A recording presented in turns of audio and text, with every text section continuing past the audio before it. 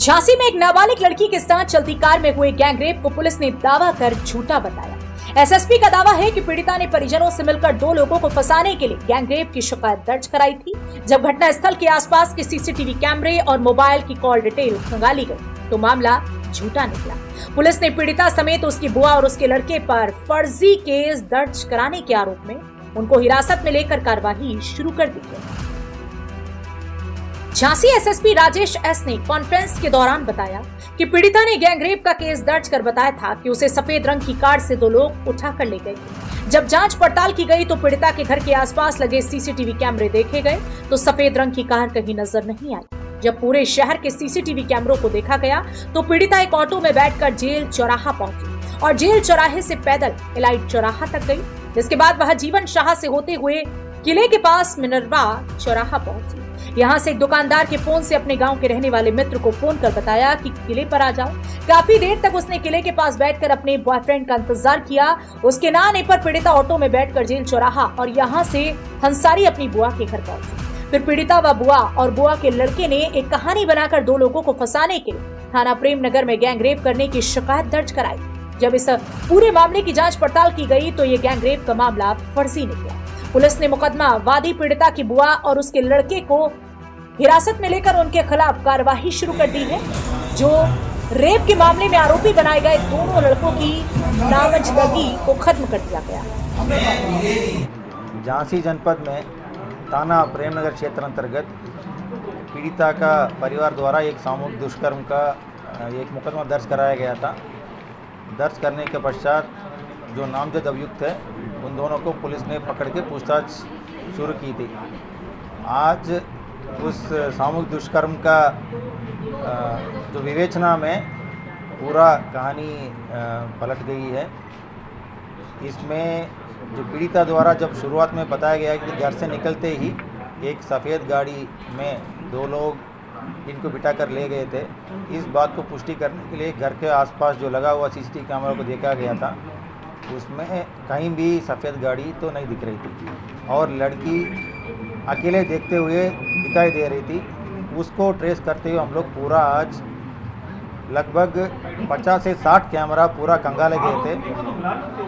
झांसी जनपद में smart city के अंतर्गत पूरा शहर में नगर निगम द्वारा कैमरा लगाया गया था। उस कैमरा में पीड़िता कैद हो गई थी।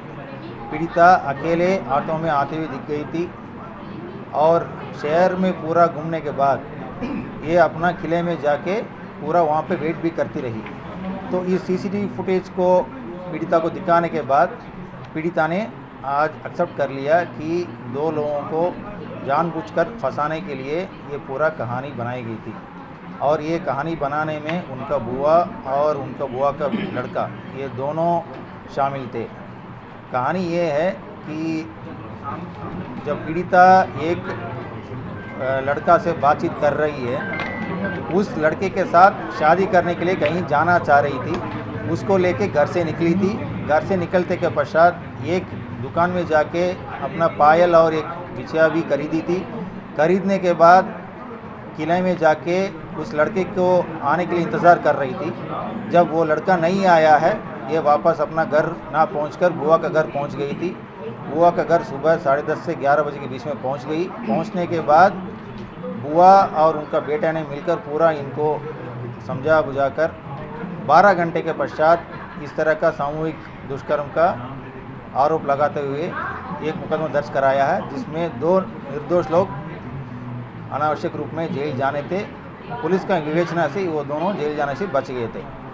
सेक्शन 22 पॉक्सो एक्ट के तहत जो फर्जी सूचना इस तरह देने वालों के खिलाफ कार्रवाई करने का प्राविधान है, उसके तहत पुलिस द्वारा कार्रवाई की जाएगी। दोनों आरोपी हैं, उनका क्या हुआ, छोड़ दिए गए या गिरफ्तार कर लिए गए? जैसे अभी मैंने बताया, विवेचना के दौरान ये स्पष्ट रूप से क्लियर हो गया कि वो दोनों अभियुक्त इस घटना में शामिल नहीं थे, वो दोनों निर्दोष हैं।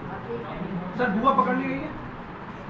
जो मैंने अभी पहले बताया था कि सेक्शन 22 पॉक्सो एक्ट के तहत जो इसमें फर्जी सूचना देकर किसी व्यक्ति को फंसाने की कोशिश की है, उन लोगों के खिलाफ कार्रवाई। स्टूडेंट्स के लिए खुशखबरी, अब खुल गई है आपके कस्बा मोठ में स्टडी पॉइंट लाइब्रेरी, जिसमें आपको मिलेगी बेहतर सुविधाएं जैसे personal cabins, high speed wifi, RO water, daily newspaper, separate mobile and laptop charging plug, comfortable sitting arrangement, 2 wheeler 4 wheeler parking सुविधा, पढ़ने के लिए किताबों की व्यवस्था, 24 घंटे कैमरे की निगरानी में, timing 24 hours. Director Dhirendra Rai Kanwar and Ishu Verma. संपर्क करें 8009526056 8840413357 700-709-0605 पर। हमारा पता है निरीक्षण भवन के पास, मेडिकल मोड़, मोठ झांसी।